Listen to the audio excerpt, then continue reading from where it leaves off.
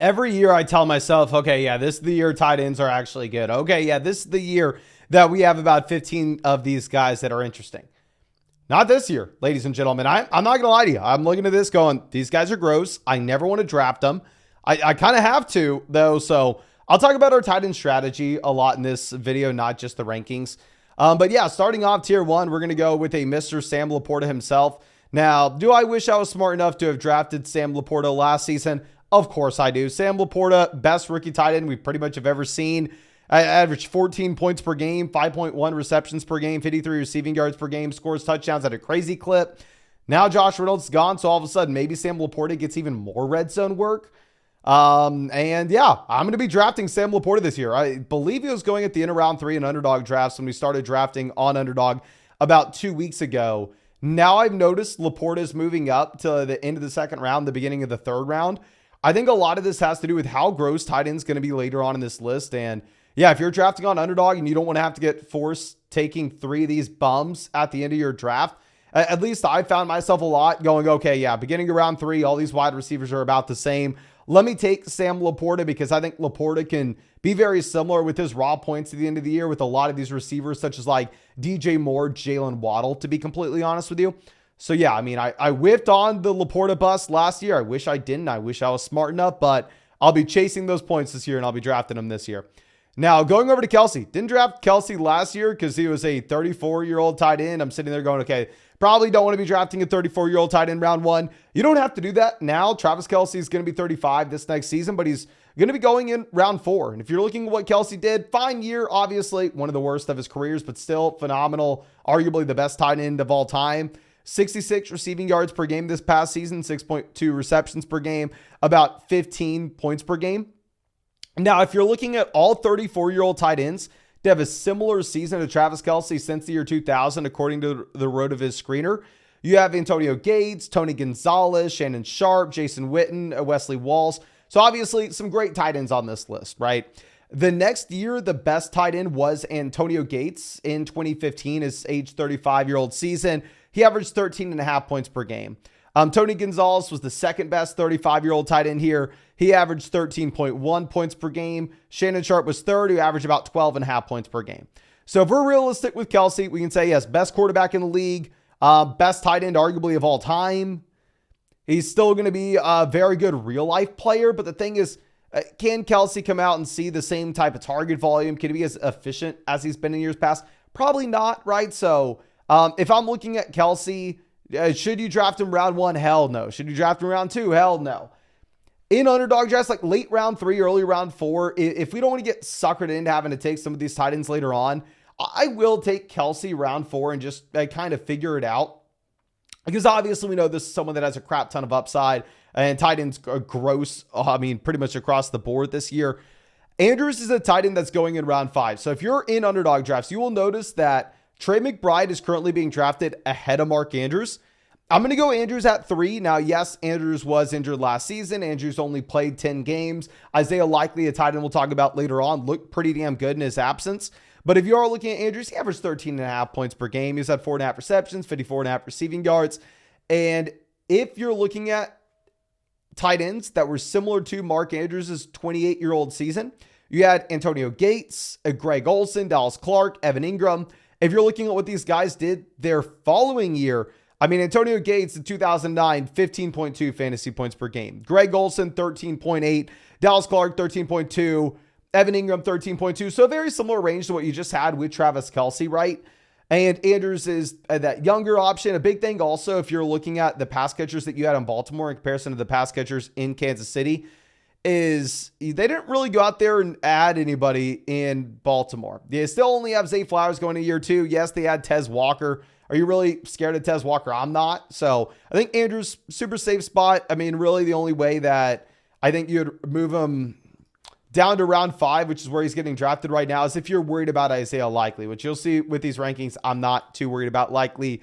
Going over to McBride, McBride's going to go ahead of Andrews in a lot of these drafts, which we already discussed. But McBride was phenomenal in the second half of the season at an incredibly young age. Obviously, we know that McBride was one of these league-winning options if you took him in Underdog drafts.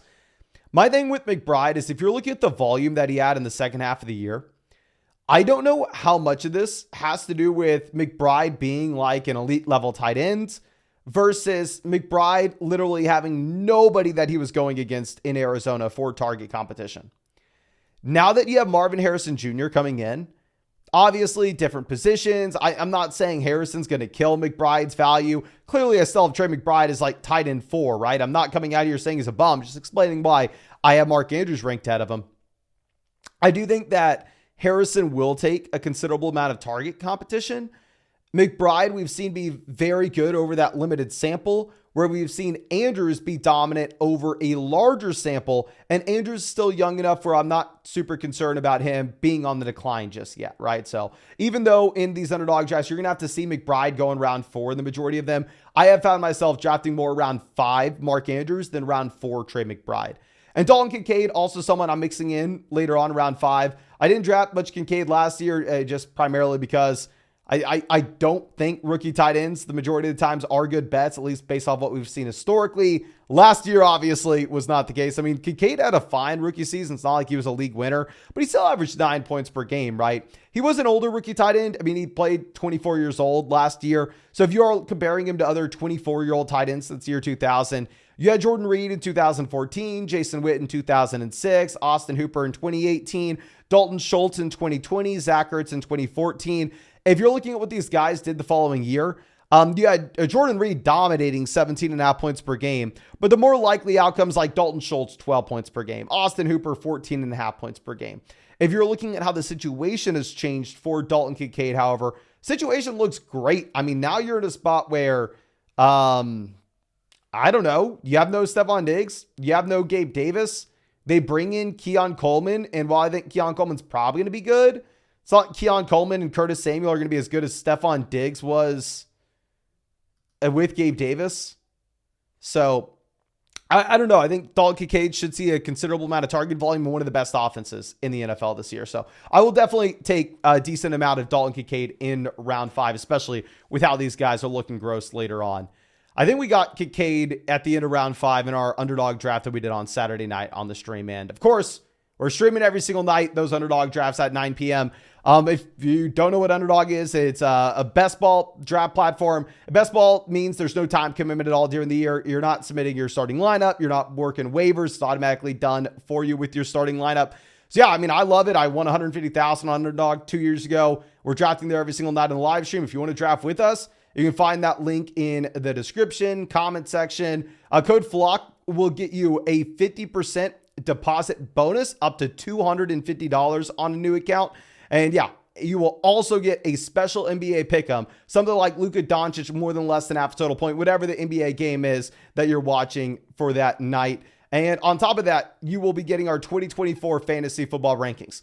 Underdog's available in pretty much every state, not available in Washington, Nevada, Louisiana, Connecticut. It wasn't available in Michigan, but now it is available in Michigan. Super excited about that. So those Michigan drafters can get in with us on the streams. But going over to Kyle Pitts still incredibly young. Kyle Pitts is a year younger than Tank Dell. Kyle Pitts is still younger than, he's younger than Zay Flowers. He was 23 years old this past season. Horrible year, right? I mean, Kyle Pitts came out as a tight end that averaged 8.3 fantasy points per game. Okay. So I don't want to come out here and act like, oh, he's young and get a blah, blah, blah. Really bad year last year, but he's still incredibly young. He was in a very bad situation.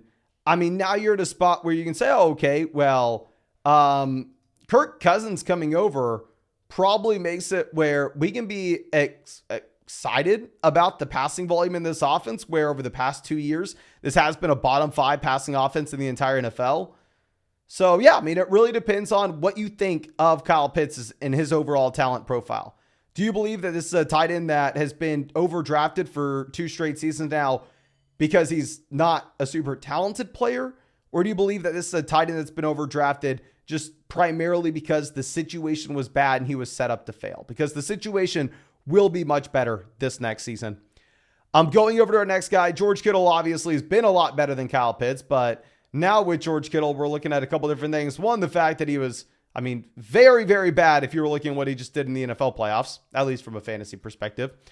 2, if you were looking at George Kittle, this is a situation in which they bring in another viable wide receiver round 1, And at the time of this recording, it doesn't look like they're trading away Ayuk. It doesn't look like they're trading away Debo. George Kittle is now going to be 31 years old this next season. So naturally you would assume, okay, it probably makes sense for him to be on the decline here. With that being said, he did average 12.5 fantasy points per game this past season. He did average 64 receiving yards per game. What's interesting with Kittle is it's going to be a super streaky player, right? I mean, this is going to be someone that for 4 straight weeks looks like a tight end 2 and doesn't do anything for you. And then you're going to see a 35-point game drop from George Kittle. So in these underdog tournaments where it's like a $5 buy-in with $50,000 to first place and you are trying to find those massive spike weeks, Kittle will provide those to you with his big playability. Maybe our next guy, Evan Ingram, is going to be a much more consistent option. I mean, if you're looking at Ingram, he averaged 13.5 points per game, so almost a full point per game more than George Kittle this past year. If you're looking at Ingram, this was done off target volume, right? I mean, he had 6.5 receptions per game. I mean, this is someone that was up there at 100 receptions this past season. If you're looking at how his situation has changed in Jacksonville, I mean, all of a sudden, you no longer have Calvin Ridley. But on the flip side of that, while Ridley's not there, you do bring in Brian Thomas Jr., you do bring in Gabe Davis. So it's an interesting situation overall in that it's hard to know exactly how the target distribution is going to be here in Jacksonville. Overall, I am wanting to make a bet, however, that this Jacksonville Jaguars offense is better than people are expecting. I think that Lawrence is still a good NFL quarterback. I want to believe that Lawrence was injured in the second half of last year, and that's why we saw the complete fall off from the Jacksonville Jaguars. So that's why I'm going to have Evan Ingram still inside the same tier here with Kyle Pitts and George Kittle, despite in these underdog drafts, you will see Evan Ingram going significantly after Kyle Pitts. Now, dropping down to our next tier, you can include David Njoku in the tier above this, and honestly, we should. I mean, David Njoku was only 27 years old last season, going to be 28 this next year. I mean, this is a tight end it's an interesting case, and that's probably not a very good offense. You have another weapon coming in Jerry Jeudy is going to take away target volume. But I mean, David Njoku at 27, comp historically to like Zach Ertz at 27, Jason Witten at 27, Mark Andrews at 27, Antonio Gates at 27. I mean, all these guys came out, and the median projection here is about like 11 points per game the following year. It's just not a great situation that you have in Cleveland. But I mean, I've always loved David Njoku. I mean, ever since he came out in 2017. Jake Ferguson is going to be leading off our next tier in that case. I mean, with Ferguson, I honestly don't think he holds a candle to Brock Bowers from a talent perspective. We'll throw Bowers right after here. But the difference between Jake Ferguson and Brock Bowers is with Ferguson, this is someone that we can essentially say right now, okay, he is in a top 10 passing offense in the NFL, and his main target competition, obviously CeeDee Lamb at the very top. But beyond that is Brandon Cooks, and I don't even know if I can name the wide receiver 3 in Dallas. This is a team with no running back. Ferguson's in a great offense, and he should have a massive role in said offense. I don't think he's a phenomenal player, but he's young. He's going to continue to get better. It's a great situation for him. Whereas if you're looking at Bowers, historically speaking, these rookie tight ends don't really produce. Historically speaking, I mean, especially if you're looking at the fact that he's not in a good NFL offense. You're going up against Devontae Adams as well as Jacoby Myers. So I don't know. I think this is a bottom 10 offense versus a top 10 offense. I'm going to be going with Bowers behind Ferguson. Obviously, if it was Dynasty, it'd be way, way different than this. TJ Hawkinson will be our last tight end here. I mean, if we're just ranking these guys based off talent, I would have TJ Hawkinson significantly higher. I'd have Hawkinson almost as the top 3 tight ends. But the issue is, one, the situation. It's not a top 10 offense like what you're going to have in Dallas.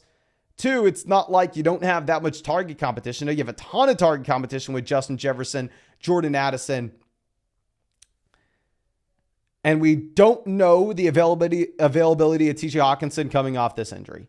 I mean, this is someone that could miss the beginning of the season. This is someone that, I mean, it could end up just starting off extremely slow. But he's a proven talent. I mean, his 26-year-old season last year comps to like Jimmy Graham from 2012, Zach Ertz from 2016, Antonio Gates from 2006, Travis Kelce from 2015, Jason Witten from 2008, Kellen Winslow from 2009, Jordan Reed from 2016. I am very, very confident TJ Hawkinson is an elite talent. It's just a bad situation, a bad injury. So it's hard to be super excited about him for 2024. 2025, I'm all in. Now, someone I was drafting a lot last year, and I'm embarrassed because of it. We drafted a lot of Goddard last year. He was a bum. He averaged 10.5 fantasy points per game. And in typical Dallas Goedert fashion, he did not score any touchdowns at all. He got injured at the end of the year. Thank you. Yeah, I mean, if you're looking at this, it's a situation in which nothing's really changed in Philly. The hope, of course, would be, I don't know. It does Dallas Goedert play in a better offense this season? Is Jalen Hurts healthy? Does this Philadelphia Eagles team bounce back? And if that happens, then maybe he's better. But I mean, dear God. Dalton Schultz to be our next guy. I mean, obviously, Schultz, pretty good season last year, 10 points per game. Do I think Dalton Schultz some great player? No. I think CJ Stroud is one of the best quarterbacks in the NFL. I think you didn't really have a ton of target competition last year. I mean, Tank Dell got hurt. You only had Nico Collins. Now you're going to have Stephon Diggs. So I think you're going to have significantly more target competition for Dalton Schultz here. Now going over to Cole Kmet. I mean, this is a tight end that's also going to have significantly more target competition. I think it's going to be a much better offense now that you have Caleb Williams instead of Justin Fields. Kmet's still a young tight end. It's pretty damn good, but you have Keenan Allen, you have DJ Moore, you have Roma Dudze. So I think it's going to be harder for Cole Kmet to see the same level target share that he had previously. Now, going over to our next tier. I mean, this is where things get really gross, ladies and gentlemen. And this is why I'm really wanting to get an elite tight end in these underdog drafts. Like, I would love to come away with Andrews and Ferguson. I would love to come away with, say, McBride and Njoku. I'd love to come away with Laporta and Bowers. That way, we only have to draft two. That way, we don't have to go down here and take these random shots. Because the issue with the last 8 guys, and we'll breeze through these guys pretty quickly because I don't know what to say. I don't know. I mean, if we can be super excited about these options. Luke Musgrave, a lot of target competition. Okay, rookie year. Another year 2 tight end in Green Bay that you possibly have to be worried about alongside him. Pat Freiermuth, horrible last season, even though I like the guys, at 7 points per game. Hunter Henry has added target competition. He's about to be 30. I don't think Hunter Henry's getting a lot better at 30 years old of his career. It's not a rookie tight end that by no means is close to the same, I don't know, a talent profile that you have with Brock Bowers. I think all these guys have upside, and that if you're looking at Musgrave, pretty good rookie season with all things considered. If you're looking at Pat Freiermuth, pretty good rookie year 2. Maybe it's a quarterback upgrade with no Kenny Pickett this year. Hunter Henry, maybe it's a quarterback upgrade with Drake May. Vincent Ott, maybe in a situation in which there's a ton of routes available at the tight end position for this team. So I think you can make an argument for these guys. There's an upside case, but there's a ton of downside. Going over to our next tier, I mean, this is the range where they're all such dart throws that I could see them being legitimately zeros. I could see them being nothing. And if you're looking at the ceiling, it seems like historically speaking, I mean, from these guys at the very bottom of rankings, from these guys that go in round 17 and 18 of underdog drafts, typically it's smart to be drafting tight ends with these 2 rounds. Just when we sit here on May 12th, I have no idea if any of these guys can be good. We have like Conklin, Isaiah Likely, Jawan Johnson, Greg Dulcich, Jonnu Smith. What I would probably rather do in underdog drafts right now, especially if we're in these tournaments, is instead of taking these tight ends that are going to go in every single underdog draft in round like 17, round 18, like these guys that I have ranked in this tier, I think you're probably better off scrolling down a bit, just trying to find a tight end that's going to be at lower overall ownership in the tournament that has a very similar range of outcomes to the guys here. Like, if you have a great sense of who the tight end 1 is for the Rams, if you have a great sense of who the tight end 1 is for the Chargers, you're probably better off taking your shot on one of those guys and trying to get them at lower ownership than following us and drafting one of these tight ends in this tier because they're whatever players. And I know a lot of people I'd say Likely. I just think Andrews is the guy. I think Likely was really just a product of Andrews not being there. But I think that's all I got for you. I really appreciate you. I really hope we get a draft with you tonight, tomorrow night, the night after, the night after. We'll be live every single night at 9 p.m. Eastern, of course, if you want to hop in with us. And yeah, we'll be drafting on Underdog. You can find that link in the description, comment section. My favorite place to draft. Yes, you can get into fantasy football drafts in May with us. And yeah, if you use code FLOCK, you're going to get a 50% deposit bonus up to $250 on a new account. Plus, you are going to be getting a special NBA pick'em, something like Luka Doncic more than less than half a total point, depending on the day you sign up with code FLOCK. And you're going to get our 2024 rankings, and it's available in pretty much every single state, especially now that it's available in Michigan. Just not available in Connecticut, Louisiana, Nevada, Washington, Montana, and I think maybe Idaho. But I think that's all I got for you. Really appreciate you. Really hope you have a great day, and really hope we get to see you on the live stream later tonight.